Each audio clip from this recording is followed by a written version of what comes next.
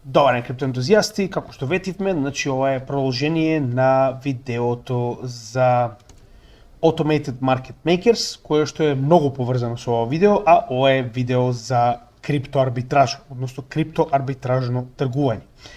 Сега, нормално, значи, ние ќе го објасниме ова во најосновни поеми, нормално ќе објасниме што истото представува, како истото да се прави, кои типови на арбитражно тргување се познати, со тоа што на крајот од денот нормално ако сакате да превземете некои чекори во ова, не очекувате дека ќе најдете одговори овде.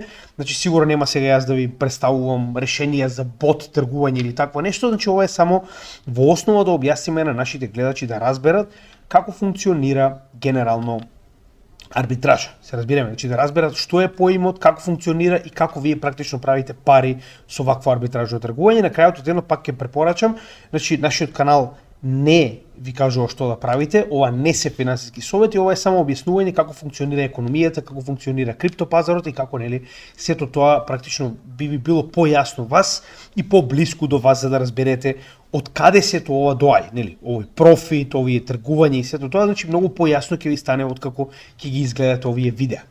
Сега, како што веќе кажа, значи, значително е да го погледнете прво ова видео, значи во нашата напреден курс за техничка анализа, техничка и фундаментална анализа, тоа е плейлиста која што може да најдете на нашиот канал, каде што би било препорачливо прво да погледнете што представуваат Automated Market Makers, кои што објаснуваат како се креира цената на одредено добро, во оваа ситуација криптовалута и нели без разлика дали станува збор за Automated Market Makers, кој што уствари се начинот на кој што се креира цена на децентрализирани менувачници, или пак ако тоа се прави директно преку нели леџер на купување и продавање, кој што е најчесто користен на централизирани менувачници, значи битно е да разберете прво како се прави цената на овие валути преку тргување, за да може да го разберете ова видео, затоа што ова е веќе напреден дел, ова е следното видео.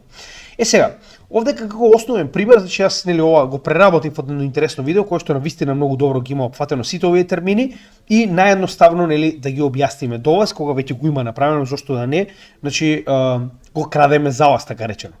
Значи како интересно е објаснето. Да речеме сега нели тоа кај нас не е вообичаено, но знаете дека во Мурика сте гледале филмови, најчесто децата едно од првите работи кои што може да најдете буквално косење трева, така. Што значи дека имате комшија кој што сака неговата трева да биде искосена, не сака да го прави тоа сам, во превод ви дава секогаш кога ќе дојдете да искосите тревата одредена сума на пари, така. И вие практично постојано печалите, едноставно постојано кога доаѓате со секое ново косење на трева, вие добивате да речеме одредена количина на пари.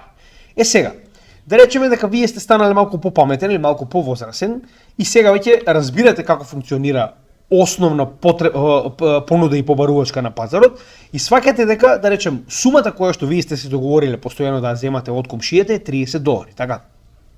И вие разбирате дека има помали деца од вас кои што ова би го направиле и за многу помала количина на пари, што значи дека вие ногате некое дете од комшии кое што не знае за колку би требало да се направи ова, така прв пат ги коси тревата и му велите, знаете што, има човек сака да му искосиме тревата, ако го искосиш ова, јас ќе ти давам тебе $20. Се разбираме? Што значи дека ова е најосновен начин, значи буквално препродавање, практично. Така, значи вие трудот го препродавате за помала вредност на човек кој што не знае колку би требало тоа да вреди или пак едноставно не може да ја најде оваа работа и за оваа услуга практично вие добивате дел од надградата. Односно како тоа функционира, вие практично добивате $30 за тоа што на комшијата му е битно само нели да биде искосена тревата, не му е битно кој ќе го направи тоа. На комшичето му давате $20, а $10 остануваат за вас. Со тоа што сите се задоволни. Така, значи комшијата му е завршена работата, него битно му е тревата искосена, не му е битно ни кој го направил тоа, ни како битно дека работата е завршена. Комшичето добило $20, че ова може би се и најголемите пари кои што некогаш ги добил во животот, но не мора да бара работа, се разбираме. Значи он работата му е понудена без при тоа да мора да оди и да бара на кого му е потребно да биде искосена тревата, а вие за направената конекција на човекот кој што му е потребно тревата да биде искосена и човекот кој што сака да најде работа било каква за пари, вие практично добивате $10 за услугата, се разбираме. Значи ова е буквално најосновно објаснување на арбитража. Практично вие го продавате трудот. Вас ви е понуден труд за $30, вие го продавате за 20 на некој друг и на тој начин вие добивате разлика од $10. Така функционира најосновната арбитража. Значи ова е буквално ептен комшиски пример, така. Сега вие тоа може да си го замените со што сакате, но така функционира арбитраж. Со тоа што во крипто арбитражата е направена на тој начин што вие практично купувате за поевтино и продавате за поскапо. Значи основната криптоарбитража е купувате поевтино, а продавате поскапо. Сега, разликата е во тоа што вие не купувате валута и чекате истата да порасне или да падне на вредност. Се разбираме, че ова не е класично тргување, каде што вие чекате вредноста на валутата да се намали и да се зголеми, туку купувате од две различни места кои што имаат различна цена. Значи станува збор за истата оваа валута, но наместо да ја продавате и купувате на истото место, чекајќи цената да се помести, вие практично купувате од еден ентитет, во оваа ситуација без разлика дали е централизирана или децентрализирана менувачница, а продавате на друг ентитет, исто така, без разлика каков тип на ентитет е. Што значи, цената на едно место, на ова добро е пониска, а на другото место е поскапа. Така, што значи дека вие купувате поевтино одредена криптовалута од една менувачница и ја продавате на друга за профит. Се разбираме, за разликата во цената. Значи на тој начин буквално функционира во оваа ситуација, значи криптоарбитражата. Сега, значи пак ќе напоменам, за да разберете како се креира и зошто има разлика помеѓу цените на една и друга менувачница, пак ќе препорачам да го погледнете ова видео, затоа што секоја од овие менувачници во однос на ликвидноста која што ја има на својата менувачница, во однос на тргување на две добра, креира различна цена. Иако сите овие цени се горе-доле исти, идејата е дека секоја цена има отприлика, значи секоја менувачница има отприлика различна цена од онаа која што е моментално, да речем, општо призната. Така, чисто да ви покажам пример, значи ако погледнете моментално на CoinMarketCap за биткоин и ако погледнете во, само да ви покажам каде се наоѓа тоа, во Markets, Markets погледнете.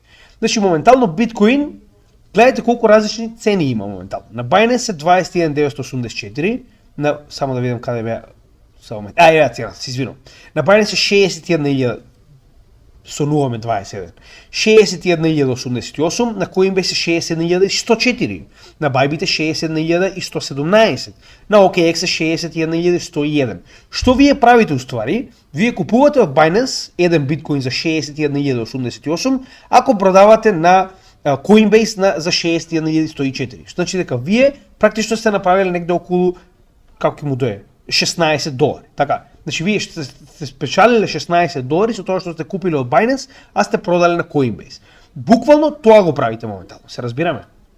Сега, како се креираат, уште еднаш ќе напоменам, значи мора да разберете прво како се креираат цените и да разберете зошто има разлика помеѓу цената на биткоин на една менувачница и цената на биткоин на друга менувачница. Погледнете го, како што уште еднаш напоменав, видеото Automated Market Makers. Таму објаснуваме и за централизирани и за децентрализирани менувачници. Оно што треба да го разбереме е дека секој од менувачниците има варијанта на цената која што е блиску до онаа цена која што ја гледате стандардно на TradingView, но има разлика од некоја мала сума. Таа мала сума е профитот кој што вие го добивате со арбитражно тргување. Се разбираме? Значи таа мала сума од 10, 12, $14 е уствари профитот кој што го добивате. Сега, ова е познато како најнизок ризик на тргување. Зошто? Затоа што вие не чекате цената да се придвижи во еден или во друг во една или во друга насока, се разбираме. Вие го правите тоа во неколку моменти, да речем во неколку минути. Буквално, значи колку ви е потребно да се логирате на Binance, да купите, значи вие сте логирани на двете платформи. Така, го купувате за 61.088, го праќате на Coinbase и го продавате за 61.104. Вие автоматски сте направиле $14. Минус физ, така, затоа што имате физ за да ги трансферирате овие од една на друга платформа, се разбираме. Значи дека ова е познато како низок ризик на тргување. Затоа што вие практично не чекате да има флуктуација на цената, туку тргувате помеѓу веќе општо познати цени. Се разбираме? Сега ова е премногу едноставно за да биде баш така, нели, као во рете можеме тоа постојано да го правиме, ќе објасниме зошто, затоа што арбитражата е потребна помеѓу менувачниците за да се изедначува цената, за да нема големи флуктуации на цената, ќе објасниме како во следниот дел. Значи пред тоа само уште еден интересен пример кој што е многу едноставен. Значи замислете дека има дом кој што моментално се продава за $300,000, така. Но купувачите не го знаат тоа. Да речеме вие сте агент, моментално се договарате да речем со човекот кој што го има овој дом, дека го продава за $300,000 и он вели се што е над $300,000 е твое. Што значи дека вие ако најдете купувач кој што е спремен да плати $320,000 затоа што вие ја продавате куќата, така, вие практично ја продавате куќата на човекот кој што сака да купи за $320,000, од тие $320 300 му давате на собственикот кој што вели јас барам 300.000, се плюс е твое, и вие практично сте спечалиле $20.000 профит затоа што сте ги поврзале. Така, сте поврзале купувач со продавач, кои што моментално имаат различна цена во однос на побарувачка и понуда. Значи наједноставно објаснето во овој пример. Сега, каде е овдека проблемот? Значи ова не може да го правите вие постојано. Се разбираме зошто е тоа така. Затоа и арбитражата е потребна за да се изедначи цената на ова добро на две различни менувачници. Еве прост пример. Добро, ова е малку застарен пример, затоа што цената е дупло, не е 30.000, посакуваат луѓе да е 30.000, но како и да е. Да речеме дека ова го правите со еден биткоин. Така, значи овдека убаво објаснен, што ова може да биде направено само на краток период.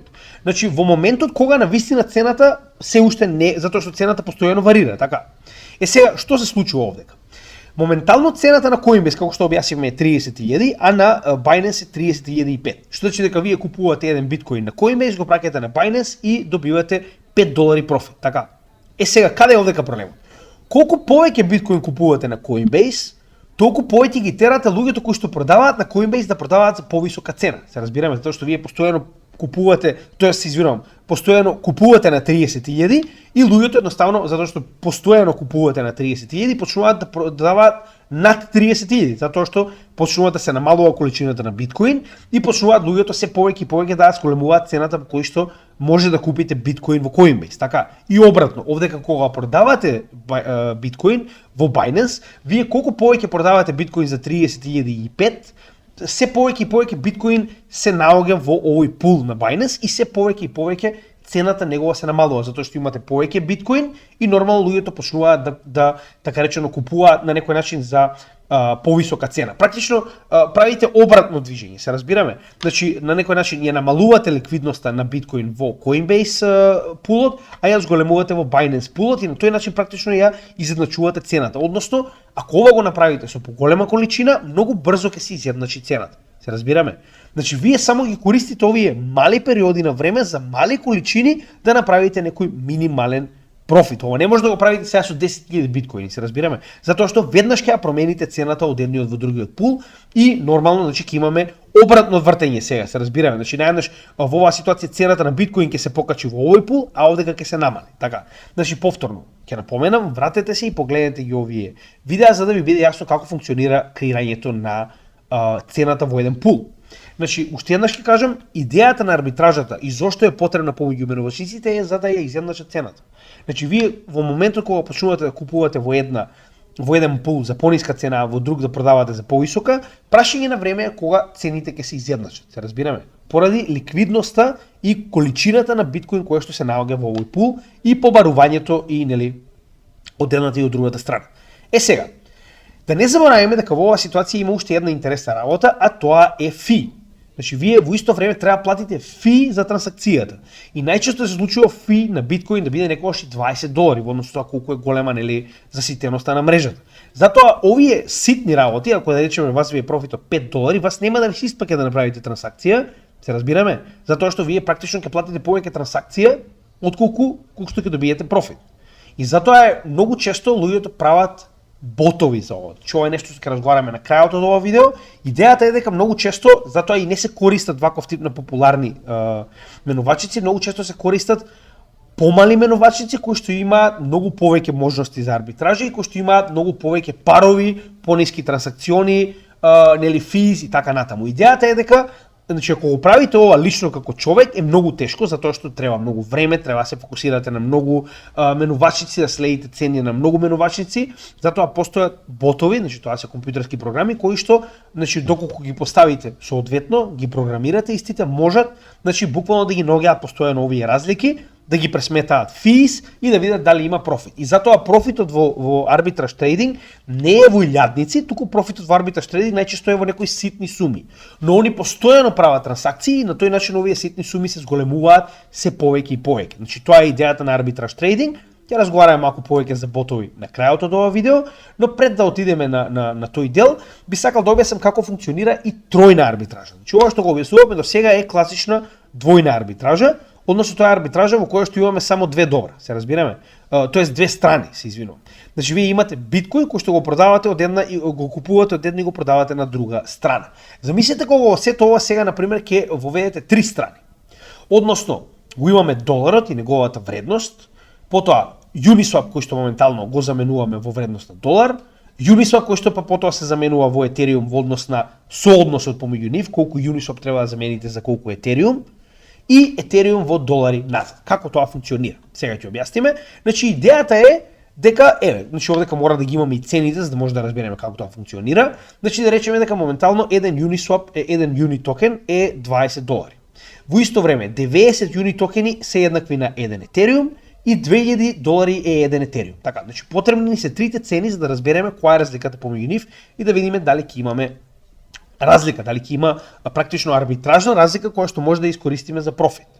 Во оваа ситуација, значи да речеме дека ние практично за $1000 сме купиле Uniswap, така. Значи за $1000 ние сме успеле да купиме 50 Uni токени. Сега, разликата е во тоа што овдека имаме поинаков сооднос од соодносот кој што го имаме помеѓу долари и Uni и долари и Ethereum. Односно, соодносот помеѓу нив е во дисбаланс, се разбираме? Што се случува моментално? Кога ние ќе замениме 50 Uni токени за Ethereum, а знаеме дека 90 Uni токени се потребни за еден Ethereum, ние ќе добиеме некоја бројка од прилика од 0,555 Ethereum за оваа сума на Uni токени, така. И кога овие 0,555 ќе ги вратиме во долари, ние сме добиле $1111. Значи ние сме вложиле $1000 и поради тоа што имаме дисбаланс помеѓу сумата на Uniswap и Ethereum, значи тоа е вредноста на Uniswap која го конвертираме во Ethereum, наспроти вредноста на Uni токените во долари и вредноста на Ethereum во долари, ние добиваме профит од $111 или 11% на оваа трансакција, се разбираме. Значи 11% е голема сума, ова е само како пример, значи дека тоа сега ќе биде 11% на секоја трансакција, но само сакам да ви покажам како функционира кога имаме тројна арбитража. Сега, истата ситуација, како и во оваа ситуација кога имаме едно добро кое што го трансферираме од една менувачница во друга, и овдека ние практично овој пул во кој што се наоѓа дисбалансот помеѓу Uni и Ethereum, буквално ќе почне да се коригира како повеќе правиме оваа трансакција. Значи со $1000 и како повеќе ставаме пари, така се повеќе вредноста на Uniswap ќе се качува, а се повеќе ќе се намалува вредноста на Ethereum. Повторно, вратете се на видеото за тоа како се определуваат цени во еден пул и ќе ви стане јасно зошто тоа се случува, да не објаснуваме премногу. Идејата е повторно балансот на токени едни спротив други во овој пул се практично се повеќе и повеќе се изедначува и на тој начин добиваме ситуација во која што колку повеќе пари ставаме, толку повеќе се изедначува вредности и веќе нема профит, се разбираме. Значи овој дисбаланс помеѓу 90 Uni и Ethereum ќе биде се помал, значи ќе биде 85, како ставаме уште $1000 ќе биде 80 Uni за еден Ethereum, се додека не се изедначи со нивните вредности во долари, се разбираме. И на тој начин практично кога ова се случува, вие вршите арбитража за овој пул и ја изедначувате цената со сите останати надвор, со сите останати менувачници. Сега, уште еднаш да напоменеме дека затоа ова се прави со мали суми. Вие не можете веднаш да го направите ова со $1 милион, затоа што ќе направите толку голем дисбаланс, што едноставно ќе бидете во минус. Се разбираме? Ќе направите цената на Uniswap да ја помине практично цената на Ethereum и од оној екстра дел кој што го имате во долари, на повеќе од $1000, вие практично ќе бидете во минус, така. Затоа и најчесто ова се прави со ботови, се разбираме. Затоа и најчесто ботовите се многу попрактични за разлика од човек, затоа што сега ќе напоминам. Ботовите тоа го прават многу побрзо и скенираат еден куп менувачници во исто време. Вие додека погледнете на која менувачница колку има, најчесто се случува веќе да се изедначат, се разбираме. Затоа што имате илјадници арбитражни ботови кои што се изнајмени или купени од некој, кои што буквално постојано го прават ова исто. Се разбираме?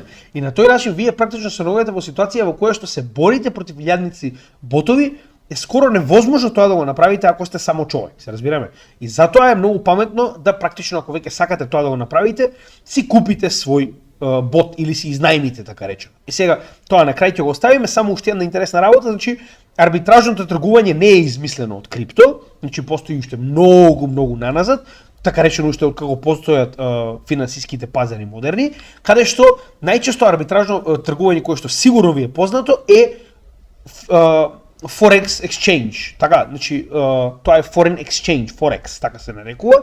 Идејата која е?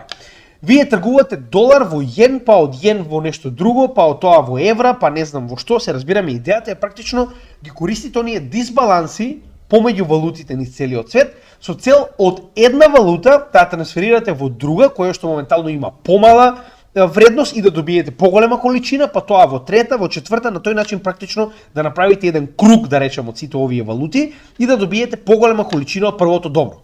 Идејата е постојано да трансферирате во нешто што ќе имате поголема вредност, се разбираме? Со тоа што ова е сега надградено за криптосветот, а да не забораваме дека и на Forex, значи тоа е foreign exchange кој што го има на еден куп различни платформи кои што се тргуваат моментално овие различни валути, имате еден куп вакви ботови, имате еден куп ваков тип на тргување. И уште еднаш да не забораваме да ова представува најбезбедното тргување, само каде беше, да. Значи најбезбедното тргување затоа што вие купувате и продавате во рок од неколку секунди, ако ќе тоа го прави бот, цени кои што се сигурни. Значи вие не чекате цената да се придвижи.